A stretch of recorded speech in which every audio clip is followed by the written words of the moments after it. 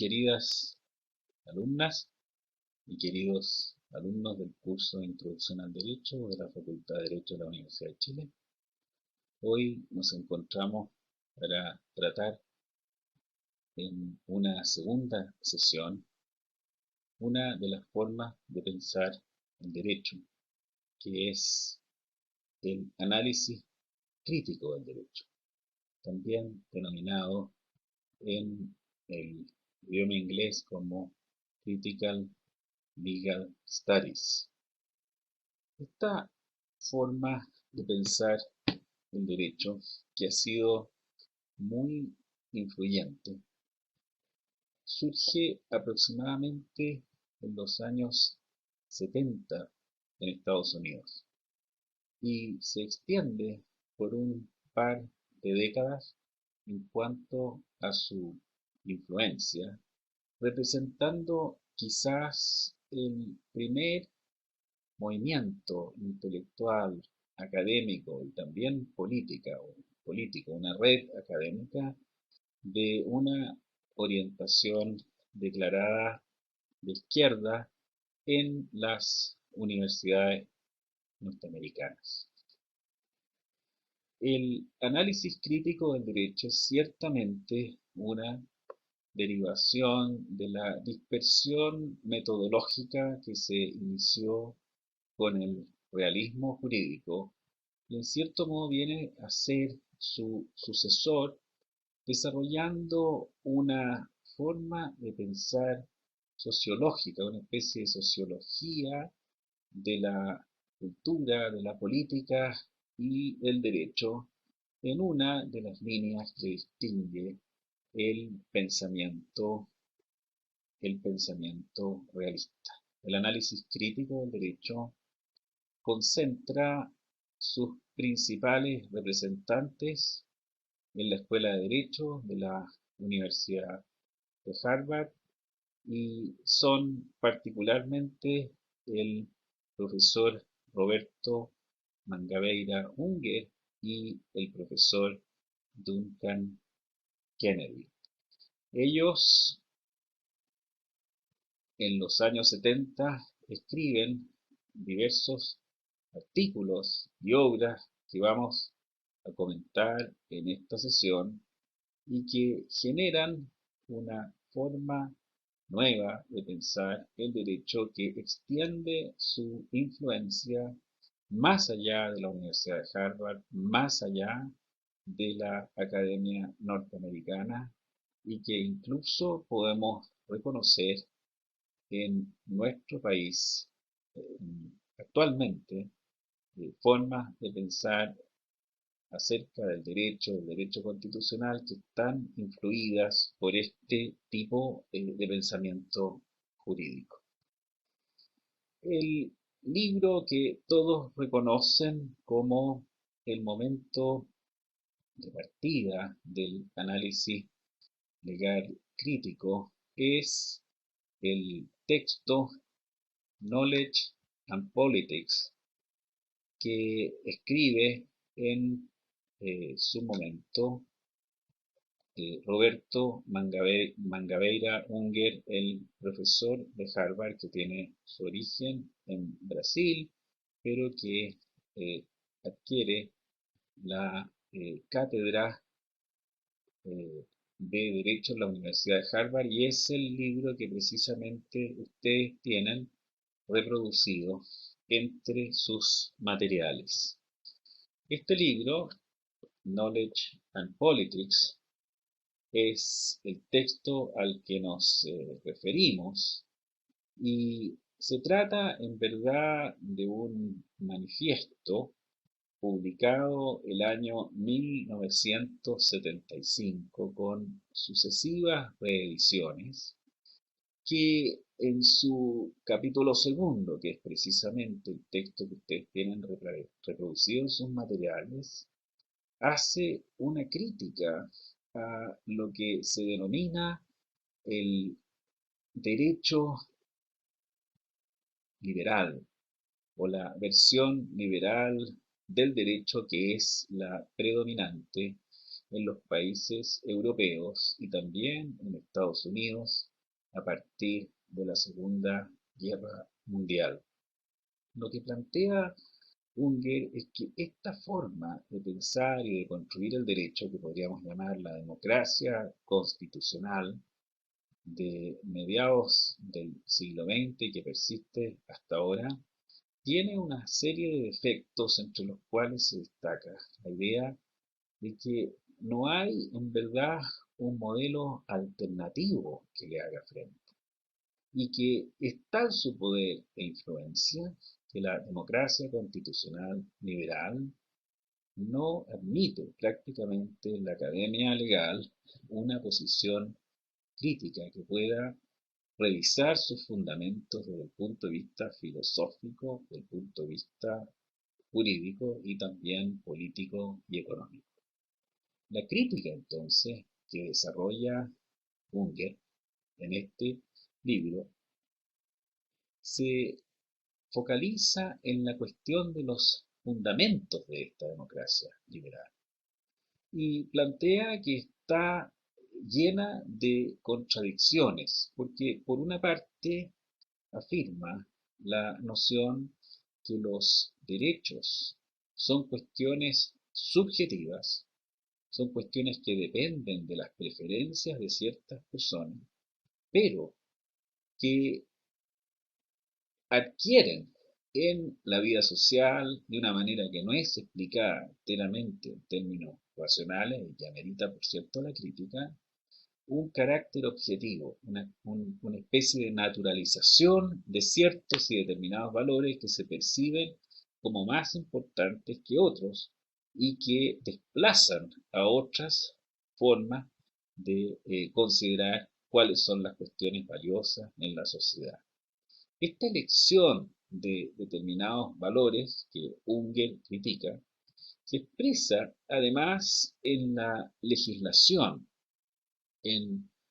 las leyes que tienen determinadas opciones, en las normas jurídicas mediante las cuales nos regimos, que se construyen en torno a reglas que tienen por objetivo proteger, promover estos valores que se han designado como objetivos para distinguirlos de las preferencias ciertamente individuales. Y en este proceso de objetivar los valores que son propios de la legislación, hay un segundo paso que tampoco es criticado y que implica una construcción de mecanismos de hegemonía, de dominación, que deja formas alternativas de vida social sin poder expresarse, sin tener un reconocimiento social de acuerdo a lo que verdaderamente le corresponde a estas formas de vida. También en el texto Conocimiento y Política que ustedes tienen en los apuntes, Unger desarrolla una crítica de lo que podríamos denominar una teoría de la adjudicación. Es decir, no se trata solo en el derecho liberal, entendido el término liberal como liberal, es decir, como progresista, como una concepción que podríamos llamar de centro izquierda, que protege la intervención del Estado con el objetivo de lograr un cierto valor de igualdad o libertad,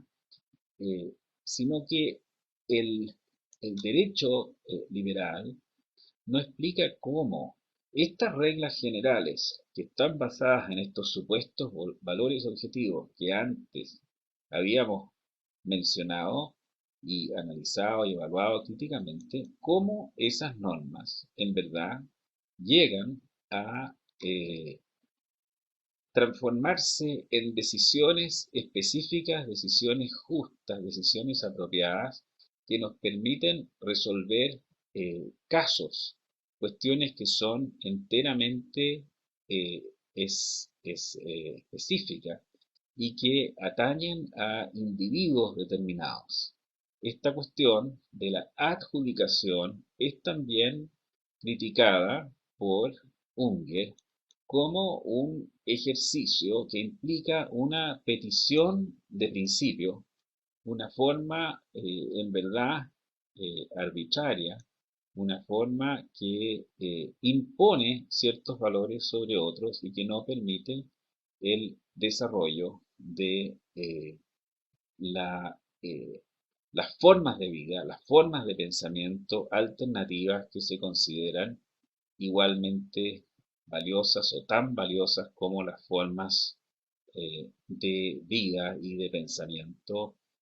alternativas. El análisis crítico del derecho o análisis legal crítico tiene estos planteamientos que implican desde su punto de vista reconocer entonces que hay una situación de conflicto que no puede resolverse con facilidad en la sociedad y que, lleva a los actores sociales, a los operadores jurídicos, a actuar de una manera eh, muy comprometida en la transformación de estas estructuras que implica la transformación y la crítica de los tribunales, de las tareas legislativas, de lo que se hace en las escuelas de derecho, el rol de los profesores, de los alumnos, generando entonces lo que se denomina un movimiento, uno o más movimientos de análisis crítico legal que son precisamente en lo que se comprometió Roberto Mangabeira Unger y Duncan Kennedy al escribir el primero de ellos, un famoso texto que se llama El movimiento de los estudios legales críticos, que precisamente invita a formar organizaciones colectivas, organizaciones que superen la lógica individualista, que permitan a distintos individuos transformar las escuelas de derecho, transformar los tribunales, transformar también la profesión, transformar todas las esferas en las cuales el derecho tiene incidencia para permitir que éste sea más permeable, sea más flexible y tengamos en verdad una nueva situación de un derecho que se inspire en unas ideas que ya no sean las del individualismo liberal, sino que estén fundadas, yo diría, en tres nociones básicas que son las que le dan fundamento a la obra de Unger. Por una parte, digamos, una noción romántica de trascendencia, es decir, el derecho siempre debe estar abierto a las nuevas formas de pensamiento y a las nuevas formas de organización social para que el derecho no sea formal, no se estanque, no genere una condición restrictiva, obstructiva. Por la otra, es también importante que haya una protección, una deferencia, una atención especial a los grupos marginales. Y en ese sentido, el trabajo de Unger y de sus seguidores está muy preocupado, está, digamos, inserto en lo que podríamos llamar una idea que se inspira en nociones marxistas acerca del derecho, es decir, en nociones de transformación social, de generar condiciones, yo diría hasta revolucionarias para la transformación permanente del derecho, que el derecho no represente la estabilidad, sino que precisamente que el derecho esté abierto a las nuevas formas de pensamiento, a las nuevas experiencias, y en ese sentido la dogmática tradicional, lo que es, digamos, la fuerza de la profesión legal, de los jueces, de los estudiantes, va a una línea contraria a lo que se pretende con esta idea de continua transformación. Y también Unger, y de esto hablaremos más al término de esta, digamos, comunicación, que lamentablemente tiene la forma de un monólogo, que me gustaría a mí que fuera más un diálogo, como es una clase, pero ya sabemos que no podemos comunicarnos de esa manera, sino que solo a través de cursos o quizás mediante correo, tener una comunicación, pero no hacerlo directamente como sería en una clase, como realmente me gustaría para que hubiese una cuestión, una participación más activa de parte de ustedes. La idea de Unger está fundada en una noción cristiana de la persona. Él tiene un texto que es poco conocido en verdad y que se denomina un ensayo sobre la personalidad, un texto que se denomina Pasión o un ensayo sobre la personalidad, donde él antepone a las ideas de Hume y de Kant lo que podríamos llamar una concepción del hombre, una antropología que se inspira en una noción que define a los seres humanos por esta capacidad de continua transformación, es decir, las pasiones, lo que mueven a los individuos, son lo más definitorio de cada ser humano. Y en ese sentido no es lo que podemos considerar más estable, sino que esa aspiración a hacer otra cosa, lo que lleva a los individuos a trascender, lo que debemos reconocer y proteger de manera preferente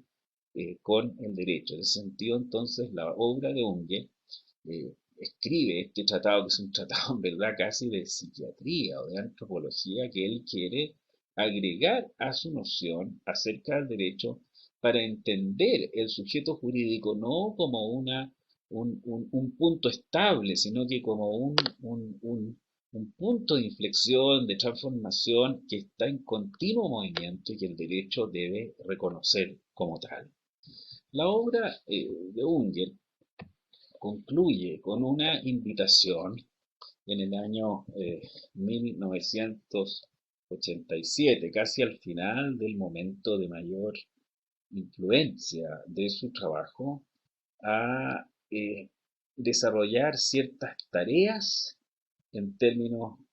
políticos acerca de la teoría social y concretamente en este libro que les he mostrado, Teoría Social, su situación y sus tareas o, en fin, cometidos, Unger invita a la práctica y al trabajo directo en el activismo político en Brasil, que es su país de origen, donde él participó en diversas campañas electorales, algunas de ellas sin éxito, yo diría casi todas no tuvo mucho éxito, pero él muestra entonces que no se trata solo de una reflexión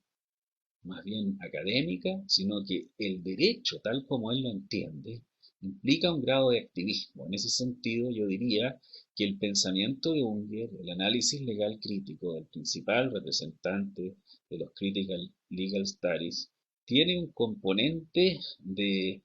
movilización, un componente de participar en un colectivo, en un movimiento para la transformación del derecho que es coherente con su punto de vista inicial al que nos referíamos anteriormente. Ahora, la idea de Unger, la idea de Unger es una idea que percibe el derecho de una manera particular. Típicamente, para los que participan de esta idea del análisis legal crítico, no son los códigos, no son las normas, no es el derecho escrito el que determina los resultados legales, sino que también hay eh, un componente político que ha informado y que le da sentido a la actividad legal que debemos tomar en consideración. Por eso no es una cuestión, digamos, no es una cuestión extraña encontrar en sus escritos un tratamiento muy dedicado, muy particular acerca de la relación entre el derecho y la política, o mostrar cómo el derecho es una política formalizada, una política que en verdad responde a determinados procedimientos, pero el análisis legal crítico niega de manera consistente la autonomía, la especialización tanto de la profesión legal como de la academia legal, como del derecho, como un área de pensamiento. La ley, en este sentido, o el derecho, desde el punto de vista del análisis legal, sirve a los poderosos, a los grupos hegemónicos, a los que han logrado imponer sus estructuras principales en la sociedad, y castiga a los marginales. La tarea entonces de los que participan en el análisis legal crítico debe ser romper esta hegemonía con un trabajo de crítica académica y de activismo político para permitir que estos grupos marginales puedan tener un desarrollo consistente. El trabajo y el método del análisis legal crítico es fundamentalmente un trabajo eh, metodológicamente dialéctico, está inspirado en los métodos de Hegel, en el sentido de que hay una tesis, una antítesis y una síntesis que continuamente está en movimiento y que nunca termina en su evolución, en su dinámica de crecimiento, y por eso este proceso dialéctico es el foco de los análisis legales. Por ejemplo, en el libro que mencionaba antes, The Critical Legal Studies Movement, y también en el trabajo, en el texto Knowledge and Politics, hay referencia a un momento que describe un jurista, el jurista Pufendorf, acerca de las reglas para que un barbero, ¿verdad?, que es descuidado derrame sangre en la, digamos, en la vía pública, y entonces se pregunta cuál es la lógica de esa regla. Si la lógica es que no ensucien el pavimento, o la lógica es prevenir el asesinato o el cuidado de los barberos, y es una continua reflexión acerca de la fundamentación del derecho, que es lo propio del análisis legal crítico, y que ha tenido mucha influencia. Incluso este mismo ejemplo es usado por más de un jurista en Chile, en trabajos chilenos, para explicar algunas de sus ideas que no siempre, en fin, son claras y distintas. En el, en el caso de Unger, además, como nosotros podemos apreciar, como nosotros podemos apreciar en el cuadro que ustedes tienen a la vista, se trata de una crítica dirigida a un paradigma del derecho, a un paradigma determinado, particularmente sus núcleos centrales, planteando que el derecho no es neutral, que el derecho es, digamos, una forma de la política, o la forma del derecho es política, y de lo que se trata es de buscar un camino de transformación de este derecho, es decir, utilizar el derecho para respaldar el cambio o la reestructuración social. La meta entonces del derecho sería la construcción de este contraprograma a la estabilidad, al statu quo, a lo que ha sido siempre el derecho. Y en ese sentido, el trabajo de Unge se parece, tiene la inspiración para explicar un poco en términos de qué es lo que podemos estar, digamos, planteando con estas ideas críticas a lo que podría ser una versión del derecho desde el punto de vista de la teología de la liberación. Por eso tiene un aire de familia muy latinoamericano, tiene una forma de consideración que nos resulta muy familiar, que nos resulta cercano en términos de lo que es, en fin, un pensamiento social que es propio de nuestro continente sudamericano. Las obras, es cierto, son obras en inglés de profesores de Harvard, pero son obras que han tenido influencia en Latinoamérica, en nuestros países, de una manera muy importante. ¿Cuáles son los autores que han recibido esta influencia del análisis legal crítico en Chile? Bueno, hay un ejemplo muy, digamos, directo en un profesor en Colombia, que escribió un libro que se llama La teoría impura del derecho. Él es Diego López Medina, y él hace un análisis inspirado en la obra de Duncan Kennedy, que está centrado más en el análisis de los derechos. Tiene un texto que está mencionado en el cuadro que mostrábamos antes, Forma y Sustancia en la adjudicación del derecho privado, publicado en una revista académica norteamericana. Lo que hace Diego López Medina es intentar explicar cómo se ha producido la influencia de obras extranjeras, de obras particularmente europeas, francesas, italianas, españolas, alemanes, en la doctrina, en la doctrina civil, privatista y también constitucional y en la filosofía del derecho latinoamericano. Y cómo ha sido tal la importancia de esas obras y de esa influencia que a veces, como plantea Diego López Medina, el desarrollo, el desarrollo de un pensamiento propio en Sudamérica ha quedado supeditado a lo que puedan decir estas doctrinas. Hemos quedado un poco paralizados. Y hay algo de razón en este planteamiento. Sin embargo, hay quizás una cierta exageración de parte de López Medina que parece aplicar una especie de variante de lo que se denominó en sociología la teoría de la dependencia al análisis jurídico legal, y es una forma de concebir el derecho casi como una cadena de transmisión donde las ideas se producirían en el centro y existiría una periferia que seríamos nosotros que recibiríamos estas grandes obras sin siquiera llegar a entenderlas o aplicarlas en su plenitud. Eso parece un tanto extremo, eso parece quizás una exageración en términos de lo que es el planteamiento de López Medina, pero también hay profesores y operadores jurídicos que en Chile han mostrado simpatía hacia esta forma de pensamiento. Yo quiero decir, y tengo que confesarlo, el libro Revisión Crítica del Derecho, publicado en el año 90, debe su título, quizás no su contenido, a la impresión que me causó ver a Unger en las Store Lectures en Yale cuando fue por 3 días a dictar conferencias y hablaba casi como un predicador sin ninguna nota, de una manera impresionante, en la cual yo francamente quedé absolutamente, eh,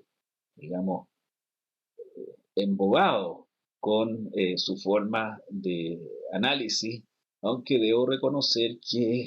no logré sacar una idea que fuese un programa positivo de trabajo de lo que él decía, sino que me atrajo mucho su crítica al pensamiento tradicional, de, en fin, lo que era la escuela de la exégesis, la escuela de Denis francesa, lo que era la codificación, la lógica del análisis del constitucionalismo, de la obra de Dworkin, pero el problema que tiene el Critical Legal Studies, y es algo que se nota en su obra, es que fuera de esta crítica es muy difícil extraer de sus planteamientos un programa positivo de reconstrucción del derecho. En este sentido, quizá el análisis feminista del derecho que trataremos en la próxima clase, en la próxima sesión, tiene un programa positivo. Sabe que hay un objetivo en el derecho que es bien claro, que consiste en igualar las condiciones de la mujer con las del hombre en la sociedad o desarrollar una teoría de género que cree condiciones de igualdad. Pero el programa de la análisis crítico del derecho no llega a plantearse en esos términos y en ese sentido es defectuoso. Tiene algo que en verdad lo hizo desaparecer en cuanto a su influencia en Estados Unidos, donde nació, y también en Europa y en otros países, y quizás hoy día en Chile, en Colombia, en algunos lugares, digamos, más bien extremos, y donde las cosas tardan en analizarse con cuidado, todavía mantiene una influencia que no corresponde a la influencia que verdaderamente le cabe en la academia legal. Hay varios profesores en Chile, yo diría que se sienten inspirados por esta forma de pensar el derecho en términos movimentistas o de asociarse a un colectivo. Yo diría, no sé, Fernando Muñoz, Cristian Vieira, quizás Fernando Atria y algunos otros tienen esta forma de enfocar el derecho y aunque, en fin, no han manifestado públicamente su adhesión a esta manera de concebir el orden jurídico, ciertamente que están muy influidos por ellos, citan sus obras o no las citan, pero hacen referencia a ella y se instalan en la comunidad jurídica del mismo modo que lo hizo en su momento Duncan Kennedy y Roberto Mangabeira Unger para eh, intentar tener, digamos, de una manera conjunta una mayor influencia en el ámbito de lo que es jurídico. Es muy difícil explicar estos movimientos, estas formas de pensar el derecho por este medio virtual, pero yo he querido contribuir con estas palabras a que ustedes, alumnos y alumnas, vayan pensando estas cuestiones, que me manden preguntas por la vía que mencioné antes. Les agradezco mucho que me hayan excusado y tendremos en los próximos días otra sesión dedicada al análisis feminista del derecho. Muchas gracias.